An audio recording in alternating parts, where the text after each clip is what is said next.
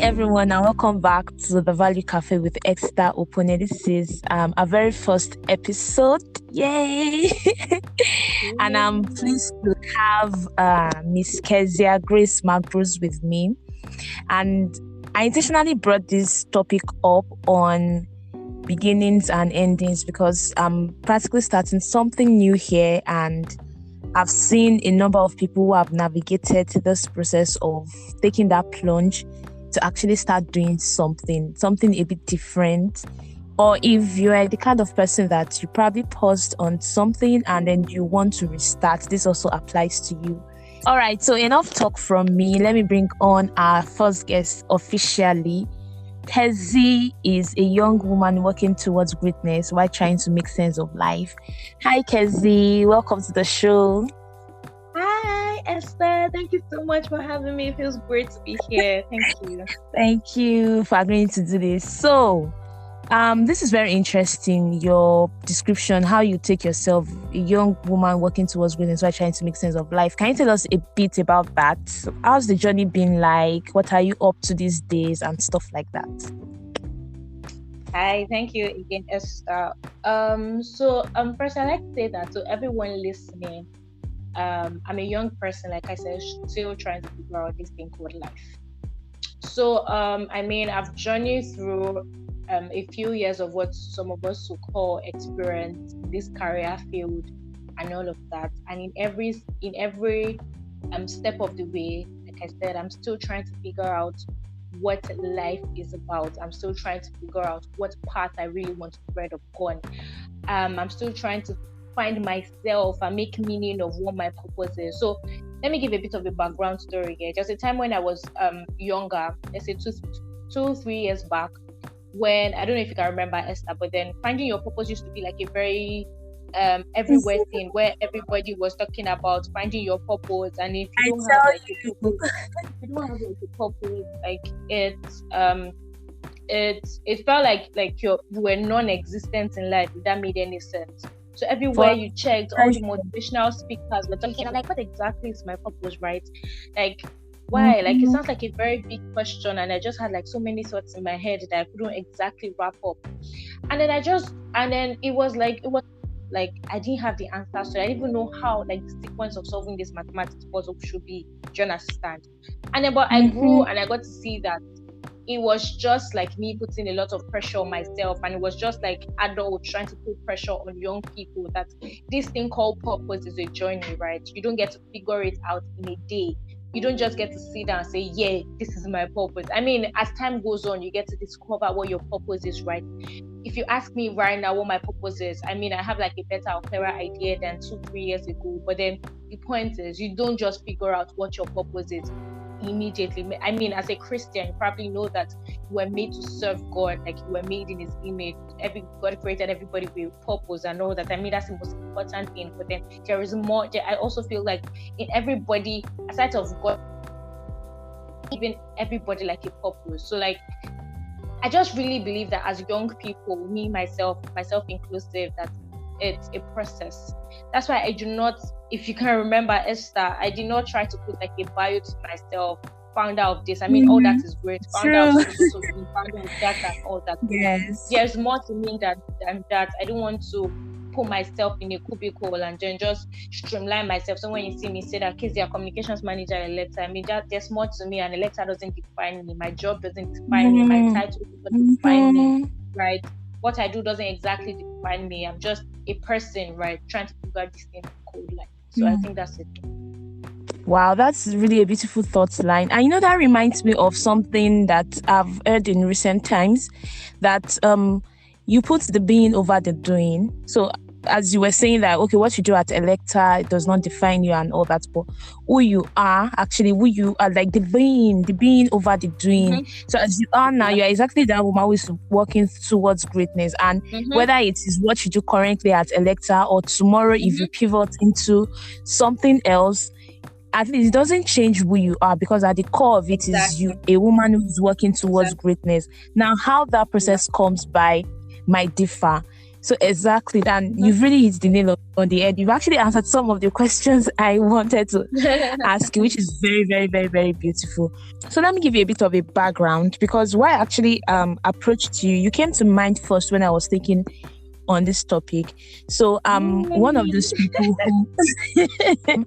I'm actually one of those people who when we started doing something, and then at a point we feel like, okay, this thing has outlived its time to like move on to other things, but then the struggle to stop doing that thing, and the thought of, oh, what will other people think, especially when that thing has been used to define you a lot.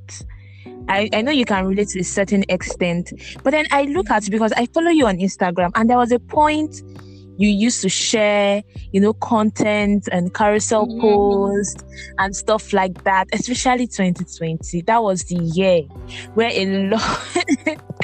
a lot of IG content just came out in that format. Yeah. But then one day you just upped, and then, you deleted everything, and you just, stuck with your few stuff that you are currently into now. So I was curious, like, okay, so what prompted that?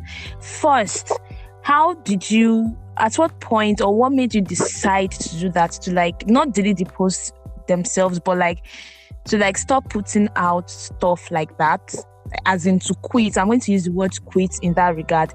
And also I know some people retain their content as a testament to their journey so far, how they have evolved. So why did you decide to take that off too? Okay. Thank you. So first of all, let me say, I'm not shocked that you noticed, but I had a few people send me DMs and all those plenty other ceremony stuff. But then, so here's the thing, right? 2020 was a year. We all know that already. That people say that if you texted your ex in 2020, it doesn't count. We're all struggling, but then that's my debate.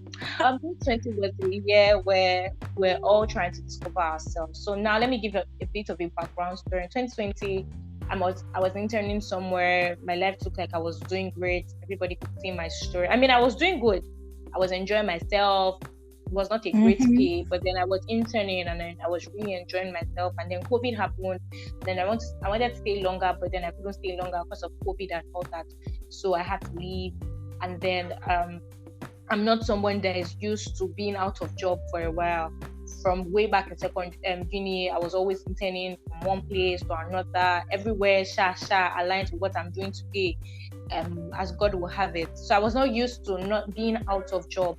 So I went one of my mentors recommended me for an opportunity, which I'm very thankful for. And then I got there, and then it wasn't the environment for me. I just felt like it wasn't my space, was a bit too toxic. And then after 1 month, I quit. So quitting, background story, I already mentioned that I'm not somebody who is used to being out of a job for a while. So now I quit a job after 1 month, and I'm out of job for like 5 months thereabouts. As a matter of fact, I quit the job in June, so it's going to be like a year next month. So okay, and then your quitversary, or what did they call it? I know. And then like from then till October, I was out of job. So in the process of that, I was just feeling very useless. Do you understand? So I kind of, I always wanted, like, it's something I've always wanted to do, to share my journey through life to young people, and people like, young people like myself still trying to figure out, okay, this is what happened at work, this is what I think when searching for jobs, this is what I think even when on your job, how I think your self-esteem should be. Because there's something that I've been thinking about recently that I feel like they don't tell young people when they just start out their career. There's a different kind of self-esteem you need when you're just starting out on a job. If not, you'll be taken for granted. So all these kind of things, I just really want to pour my heart to people, in writing, all those other things, to like really express myself to young people. Still, Nigeria is a whole struggle. Let's not forget it. But then just trying to explain and then figure this thing called life out. Okay. So along the line, I had a friend whose name I'm not going to mention, but it's very popular now on the street or social media. He's a content creator.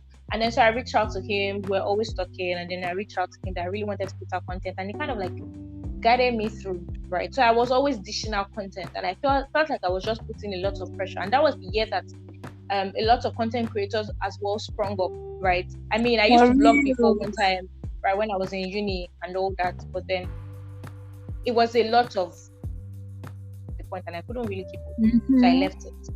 So like when 2020 happened, and I had a lot of friends were all digital content and all that. I mean, my content was kind of different because it was more career focused. It wasn't marketing or branding or any of those things.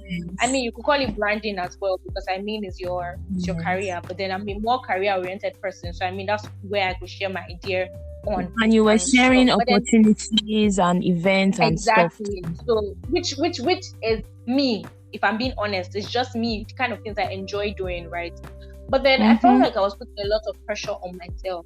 I was trying to be just trying to be relevant so that people could see that I'm relevant. Because remember that I was out of job. I just felt like I wasn't being noticed. I wasn't doing this because I was doing it out of a place. More like I was doing it out of a place where I was really longing to be relevant, if that makes any sense, right? And I feel you with that. The content was me, right? But then the style of the content wasn't Kezia. It wasn't me. Like, I could dish out that content now, and then it could be from a place of love and a place from deep experience and how I'm really feeling, but not then. Do you understand? I mean, I had great people. I'm not going to lie to you. Someone like I really look up to from those posts reached out to me and then wanted us to work together and stuff. And I turned it down. And I stopped. Before I even deleted all those posts, I said I wasn't going to do them anymore because I wasn't in a job. I didn't feel like I had enough. I that's not how I wanted to do this. I wanted to do it when I'm on my job and share real life experiences like I do in my newsletter, how my life is going at that point, and then it's relatable and it's on the spot, right? Do you understand? And then I wasn't feeling that satisfaction. I was out of job. What could I really tell people? How to get your dream job when I'm not even in my dream job? I'm not going to be that aspire kind of person when my life doesn't really speak aspire it. To inspire. As in, and my life wasn't speaking it. And I'm like, no, this is not the kind of person I want to be. So one day, I think before I got my job at Electa, I just said, you know what? It took me a while, Esther, because I felt like people had known me to an extent to this with this thing. I mean, everybody's looking to get a good job. I'm not. I've never believed that I'll be an entrepreneur because I don't have a style. I know that I'm going to be a successful person in life, and I'm going to work in a 9-to-5 environment. I know it. If that's my purpose, I accept it. I know it already. But so like it was just that space for me, and I felt like, you know what, there has to be an end to this.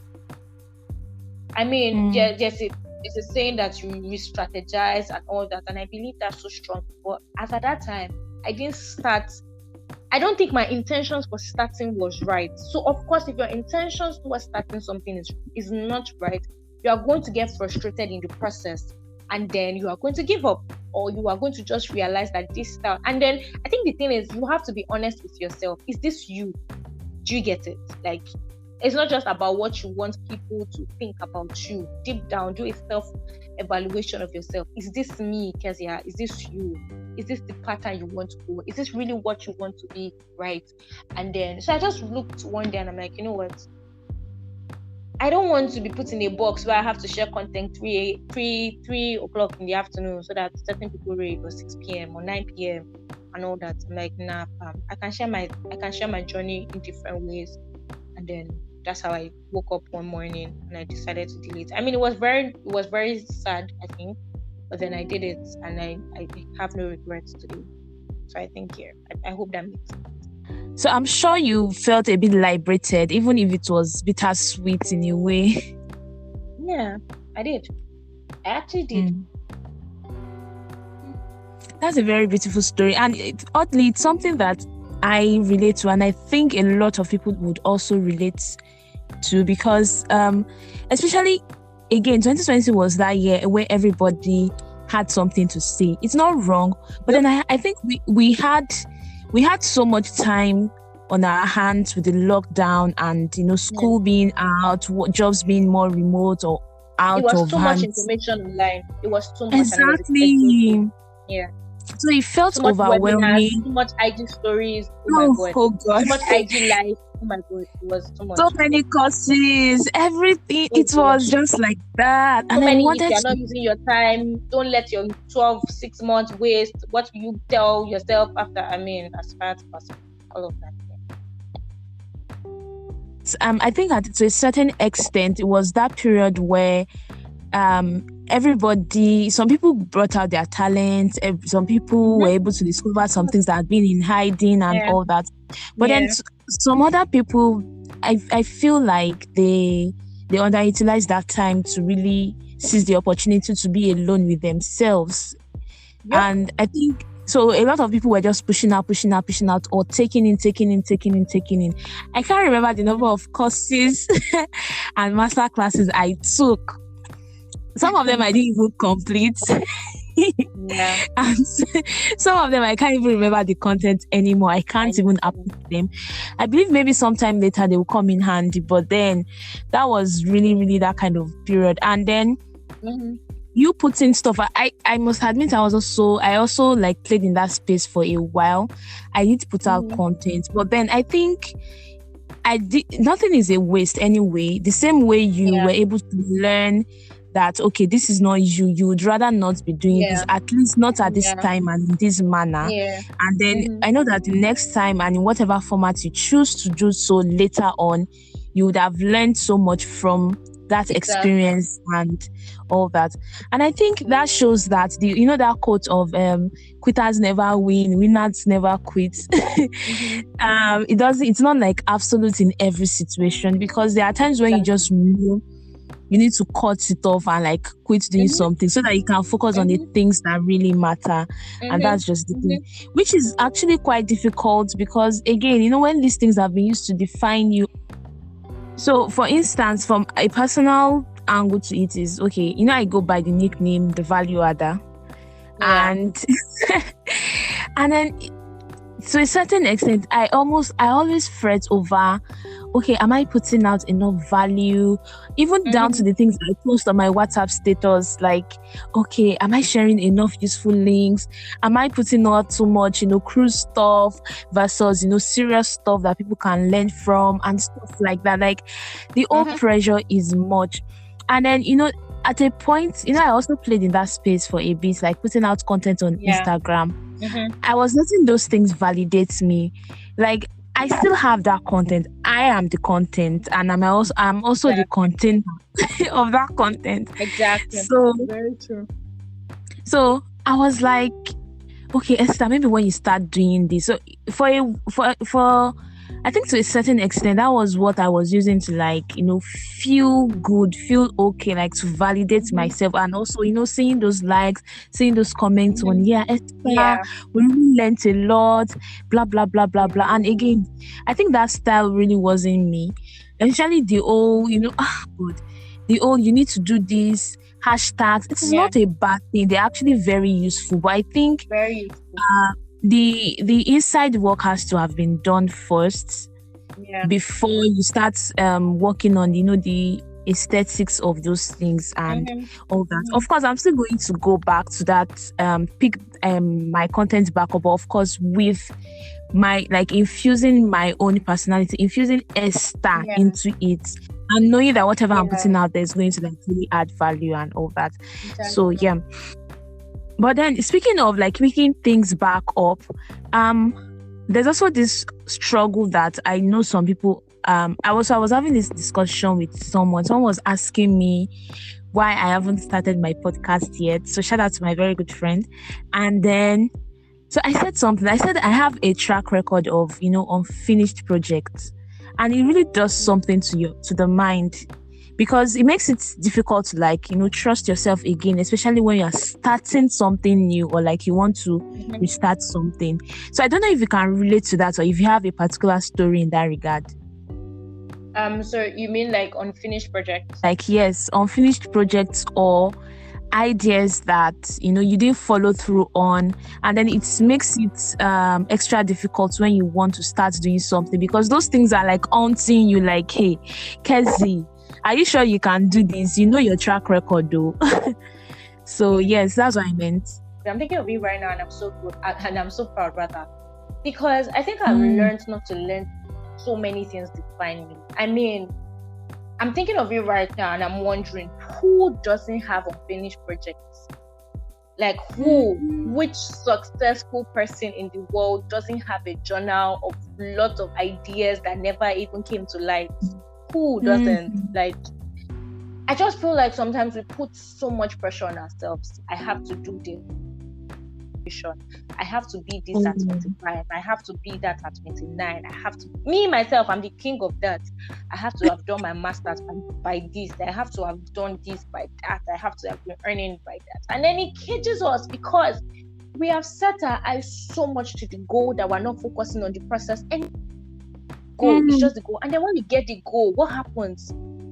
Does life end? Is that the end of it? Then we're on to another goal. I mean, there's more to life. And then, so I'm thinking unfinished projects. You need to see my journal, Esther.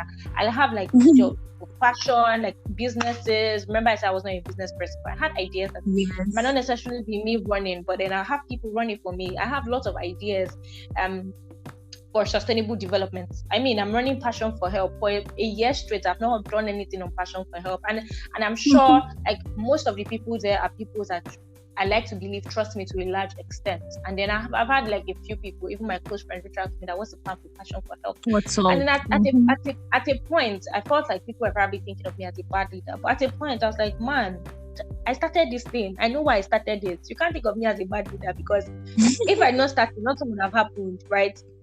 And I'm not just going to be doing it because everybody has an NGO. I'm going to actually be doing it because I know that I'm being led to do this thing. Because I'm a Christian, like, and I strongly believe that if God did not send you somewhere, you will be frustrated and you will fail. Do you understand? So, like, I just felt like at the point that it wasn't like I have lots of ideas, and sometimes when I look at my journal, I just smile that I actually really wanted to do this thing, and I mean, there's more to life. There's more for me in life. I'm just starting life, to be honest. I can do so many things at a time. Okay, I'll give a typical example, right? I mean, Dangote. What does everybody know Dangote for? Everybody knows Dangote for cement, right? But then Dangote evolved, and now it has Dangote sugar. It has Dangote this, Dangote that, Dangote that. But when you hear Dangote, what comes to your mind first? Cement. Right, Microsoft, Bill Gates. When you hear Bill Gates, what comes to your mind? Microsoft. Well, did that just end in no? It has evolved over time to get like so many ideas. So I just don't believe in packing ideas up. No, I believe in getting ideas right, and I don't believe in balance because I think balance is. I not like I don't believe in it, but like I mean, there's only much we can do. So, right, I'm here now, and then I'm envying somebody that is 27 years old and that has a life up to an extent, has gone through over stages of life that me have not gone through yet, and then I'm just there being envious of her. Meanwhile, she was once where I am right now, and then she had like a journey to where she is right now, right? So everything is a process. So I have ideas, I've written them down. Yes, will all of them come to pass? No. Will I try to make sure at least some come to pass? Yes. But will I choose my priorities? Of course, yes. Because life's about priorities. It's not just about gathering and being over the place and everybody knows you. No, that's not how like the greatest people were made, right? I mean, they evolve over time, but they're first known for something before they become everywhere, churned up all over. I mean, when you see Jeff Bezos, what comes to your mind? When you see what's the new guy's name? What's his name? Elon Musk. Elon Musk. What comes to mind? Like, you understand? Like, there's so many things. Like, it's beautiful. And I'm not there yet, but I'm training myself with God's help, not to judge myself or my unfinished business. Me myself, I'm a work in progress. So why should I be angry that I have a project that is not finished? Am I finished?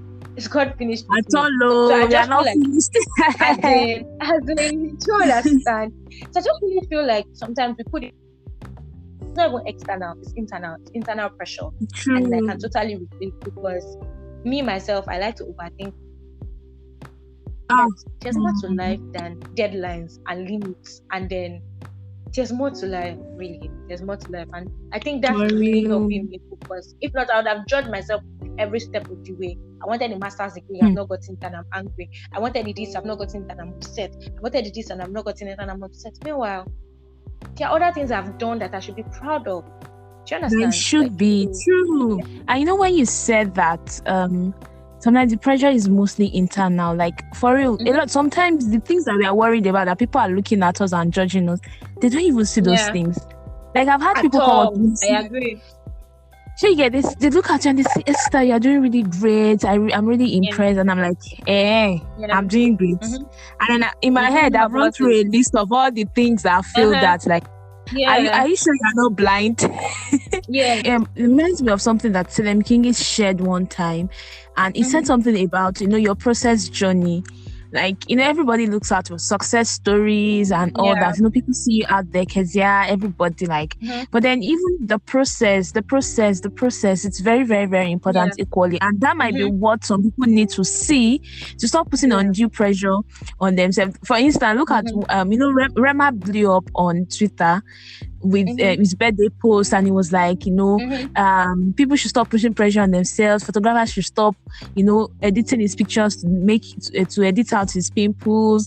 How people should not expect him to write certain kinds of music because he's still growing and he's going to write what he has right now and all those. And I was like, thank you. And I love how beautifully self-aware you are and how you are owning your own process, because it's really, really beautiful. Disclaimer. I'm on a journey. So I don't want anybody here listening to think self-aware person. And I just want to give a quick example based on what you just said.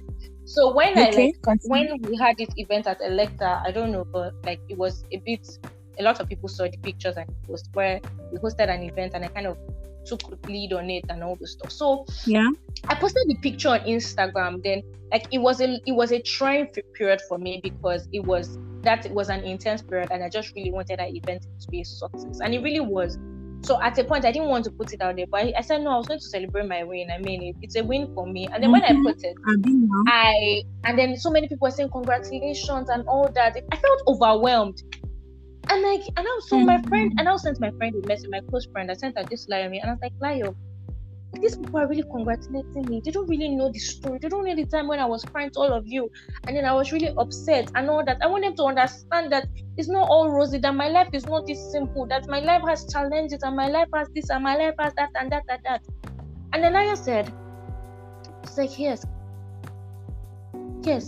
they can't see that process. It's fine. But you own it because you deserve it, right? And then this is actually very true. Like, so there should be a balance, right? Like that we should learn to appreciate when we do things and we put it out there. Because on my vision board this year, I said that I was going to put myself more out there, right? Whatever that meant, I think I'm trying to be that. But then we should learn to accept the compliment as they come to us. If somebody congratulates you on something, and while women are actually very used to not accepting compliments, because you pass it over as yes, and then I'm a victim as well. Like I'm like I take responsibility as well. Somebody tells you, your shoes are really Kezia, you really did well on that project, and I'm like, I try to overlook it. Like the person didn't say anything. Well, my friend at work, just the time she did it, and then she now said, Kezia, look at me. I said you did well on this project. Well done. I'm proud of you. Own it. I mean, that was it for me. And then, like, with your chest. Yes, you should own it. Like, you should own it. I was just there thinking of how people are thinking. I didn't want anybody to have the wrong perception about me because of social media and think that my life is so perfect and rosy. That's quite all right? But then now in the moment, accept the congratulations as they come. Then I was like, maybe tomorrow you can tell them about how it was not a perfect project. But right now, you did it. Accept it. Own it. Own the congratulations, and don't feel guilt tripped that you did something great. Don't feel emotionally blackmailed that people are congratulating you. Own your wins, own your victories. It's yours to keep, right? Nobody else is going to own it. If you don't own it, if you don't put yourself out there, nobody's going to see Nobody you. will. So No one will blow your trumpet if you don't blow it. For you. So I understand this thing about being low-key and all that. No, I don't know anybody that's ever been low-key and then they started really like for you to even get awards, people have known you in this space for you to be recognized. You need to show up, right? So people can show up for you as well, right? I believe in self-evaluation. You need to call your BS out when you're doing rubbish. You tell yourself, Kezia, this thing that you just did could make sense. But then when you do something good, exactly. But then when you do something good, own it as well and tell yourself, Kezia, this thing, that coach do for it. I just don't think plenty. Do you understand? just have to let it out that I'm not a perfect. I struggle as well with finding myself, but I'm being very intentional about the things I say to myself, because whatever I say, I like my very love language is words of affirmation. So when people say words to me, it hurts me. So I have to be careful about what I say, what I internalize, what I say to myself. To yourself. Because that's what matters the most. If somebody comes and says, "You're an idiot," I'm going to be lost. Fam, are you talking to me? Because I'm not an idiot. Have you seen me? Do you understand? Like, you can't be saying, because I have accepted the fact that this is who I am. So your words can't kill me. It can't affect me. So we need to learn ourselves to speak words of life over ourselves. So that when words of negativity comes, it bounces away. Like, because you've built yourself on that rock that come rain, come shine. I'm not there yet, though. But that thing that you just said, it's not me. Like, it can't be me. So I just want to put out there that it's a journey. It's a journey. It really is. It really is. Definitely. And I know that this journey is going to lead us towards the greatness that we are all gunning for. And I can't wait to see. Okay, I can't wait. Again, we are all about embracing process. So I can't wait, and I'm looking, I'm trusting, and I'm learning on that process itself. To see the great stuff that's going to come out of this. Wow, Kezia, like, this has been so beautiful. Like, you took a lot of questions out of my mouth and you answered them yourself, and for that I am really, really grateful. You are doing well. You are doing very, very, very, very well. You are too, Esther. You are too. Thank you so much, Kezia. I was going to ask, my last question to you was going to be like, what should we expect from you? Like, what are you on to now? What should we expect from you? But I don't know if that will be adding pressure, or you don't mind sharing something.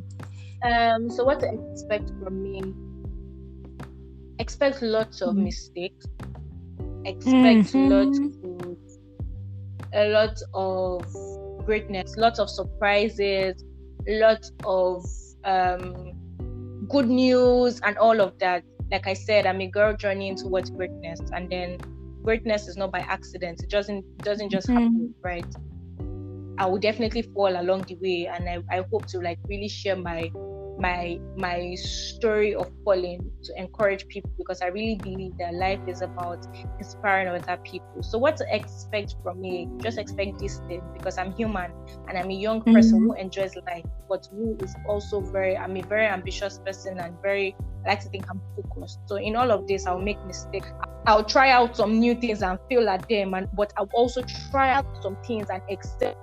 My life is an adventure for me, so I just really want people to go on the adventure with me. So you can say, "Oh, I remember when she did this and it worked, and I can remember, and I'm so glad that this finally worked for her." So basically, that's what to expect from me. So because I'm not even putting that pressure on myself, I'm going to keep trying things till they work. Is to quit this one and try this one and quit that one. I'll quit it till I find what I really want. So basically, that's it for me on that side. And then, so what I'm up to right now. I was talking to my friend yesterday, and then basically my life has been boring lately. So I've just been working, so I took a break off Twitter, by the way, because just negative news up and down, and I can't. I tell you, it's so saddening. 90 level to go up. But what I'm up to, I'm being very intentional with my work with God. Very intentional. I'm trying to be a better person, an all-round better person. I'm trying to focus on personal growth. I'm trying to focus on personal growth. I'm trying to be better in every aspect, better in my relationship, better in my communication, better in my relationship with people, relationship with God. I'm just becoming. That's what I'm up to, basically. I'm up to becoming. So that's it for me. Nothing of the extraordinary. Nothing of the extraordinary. But I mean, even in the nothing of the extraordinary, there are extraordinary things in it. Of course. Lines for days. I should have snapped my fingers. I know. I just really hope that somebody got one or two things from this thing, and it was definitely. In fact, I learned a lot. When to pack their load and leave. Quitters never win. There's some quotes I don't really think should still apply. I mean, or some quotes that I don't think people should really personalize. But they need context. I don't think everybody listening to this just needs to learn when to leave and when God is still telling you to stay. Don't be in a hurry to leave, but also know and recognize time to leave the room. So read the room and understand what's your significance. I'm watching a movie now on Netflix called Bold Type, and then like it's just Bold Type. Okay. BOLD and type. So it's just about, I think people should check it out. But then it's just about recognizing when something has served you enough and it's time to just move on. And it's about courage. You need to find the courage to move on from things that don't serve its purpose anymore, especially in your journey through life. So yes, I think that's all. Yeah. Wow. Kezia MacBruce 2021.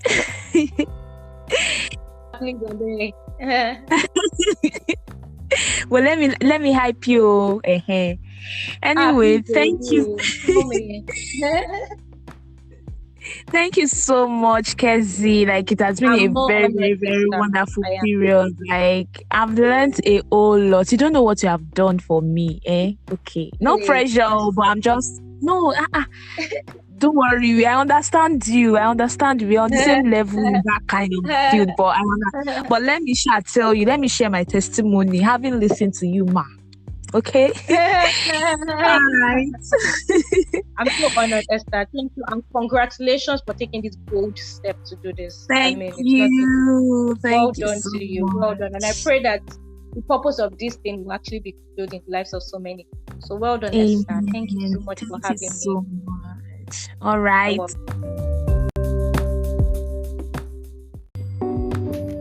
So there you have it, folks. Thank you very much for joining this episode. I trust that you learned as much as I certainly did. And if you gained some value from this, do well to share with your friends and invite them to listen.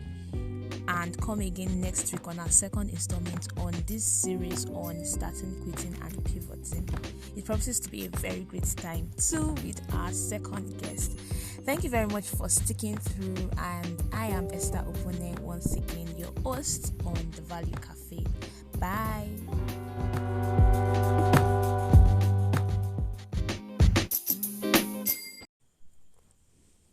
Hi, and welcome to The Value Cafe podcast. My name is Esther Opone, aka The Value Adder, and I am your host. On this podcast, I hold laid-back conversations with myself and my friends on everything and anything as we discuss various topics across our life journeys with the aim to share and gain value. So if you're like me, if you're a young person like me who is navigating life and would love to share, connect, and have experiences as we all navigate our life journeys, then this is the space for you. Here we'll be sharing stuff across a personal life journey, impact, and adding value.